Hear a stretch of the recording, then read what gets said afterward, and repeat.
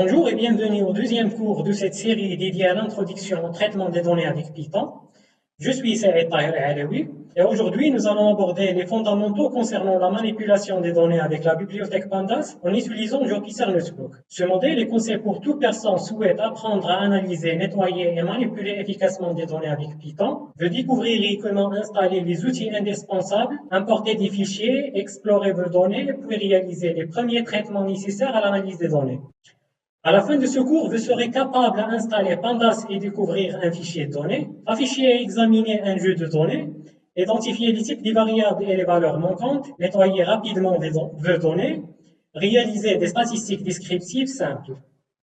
Si vous vous souvenez bien du cours précédent, nous avons expliqué qu'une analyse approfondie des données nécessite l'utilisation de bibliothèques spécialisées. Parmi elles, Pandas est l'une des plus puissantes. On peut comparer Pandas à Excel, mais en beaucoup plus performant. Grâce à Pandas, vous pouvez lire, filtrer, transformer, nettoyer et même visualiser des tableaux de données avec une grande flexibilité. Avant d'aller plus loin, il est important de bien distinguer deux objets clés dans Pandas. La data frame qui correspond à un tableau à deux dimensions avec des lignes et des colonnes. Et la série qui présente une colonne unique, autrement dit un tableau unidimensionnel avec des étiquettes. Les séries peuvent parfois nécessiter un traitement plus avancé avec la bibliothèque NumPy. Cependant, dans ce cours, nous allons nous concentrer uniquement sur Pandas sans entrer dans les détails des séries. Maintenant, passons à la partie pratique où nous allons faire les choses ensemble en temps réel. Dans ce cours, nous allons voir pas à pas comment installer la bibliothèque Pandas, l'importer dans un notebook, charger des données depuis un fichier CSV et Excel, et effectuer différentes opérations pratiques, comme examiner les fichiers de variables, faire des statistiques simples, et encore nettoyer rapidement vos données. Donc la première des choses à faire, c'est d'ouvrir notre Jupyter Notebook. Je clique sur l'icône de clic. J'attends l'ouverture de Jupyter. Pour vous, il faut cliquer ici sur New, puis Python 3. Mais pour moi, j'ai le fichier ici. Je clique, double-clic. Donc, la première des choses à faire, c'est d'installer la bibliothèque Pandas. On peut installer la bibliothèque avec la commande suivante, pip install Pandas. Puis, on clique sur Shift Entrée pour exécuter le. Voici, la bibliothèque a été installée. Maintenant, il faut l'appeler. Pour appeler, j'écris la commande suivante, import Pandas as PD. PD, c'est l'abréviation de Pandas. Et à chaque fois on veut appeler la bibliothèque, il faut écrire que PD et non pas Pandas. Donc maintenant, comment importer un fichier CSV dans notre environnement de travail? Ce qu'il faut faire, c'est d'abord, il faut nommer le fichier. Je vais le nommer DF, c'est-à-dire dataframe-1 égale espace pd.read le fichier c'est format CSV, donc j'écris ici CSV, entre parenthèses, et deux apostrophes. Maintenant, je vais aller au bureau pour couper l'extension du fichier. J'ai le fichier dans ce dossier donné. Voici le fichier CSV. Je clique une clic droite, puis propriété. Je sélectionne la destination, ou bien la direction du fichier. Copier, puis annuler. Maintenant, je vais cliquer sur CTRL-V. Je remplace les anti-slash avec des slash.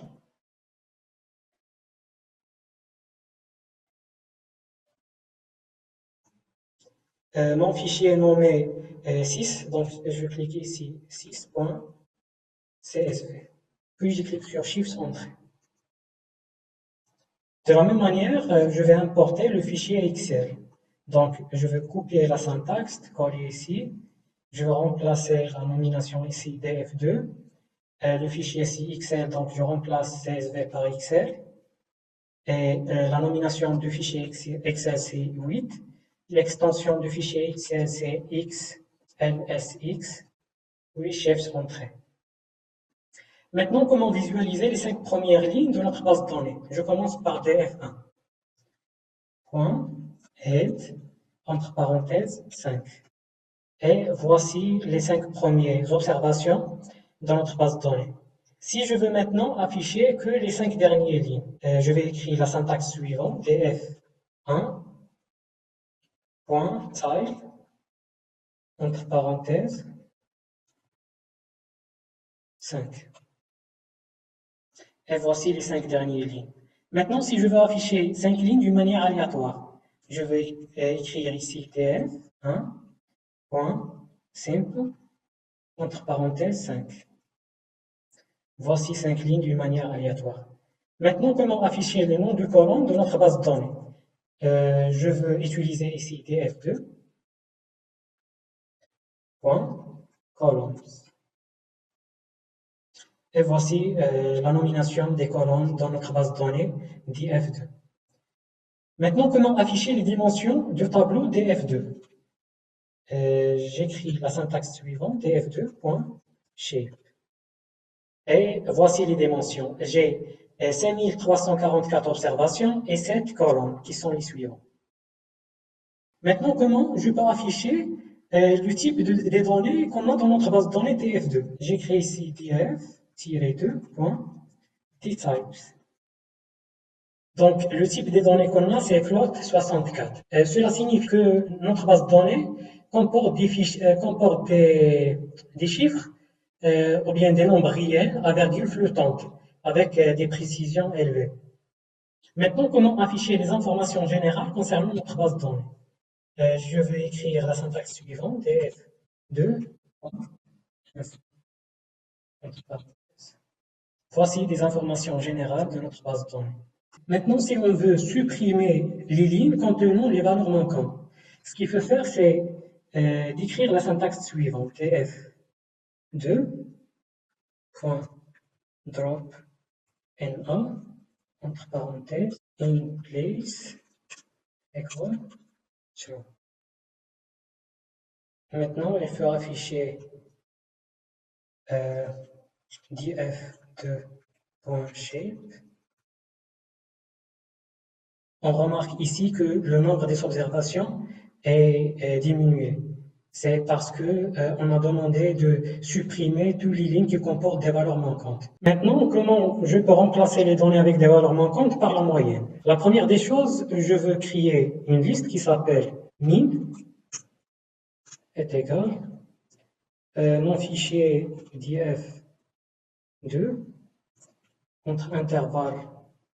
Je vais écrire ici le nom du colonne que je veux traiter. Le colonne qui comporte des valeurs manquantes, c'est résistance. Donc, je vais écrire ici résistance. Fill NA. Fill NA, c'est la fonction qui va nous permettre d'appliquer, bien de remplacer les données manquantes avec la moyenne.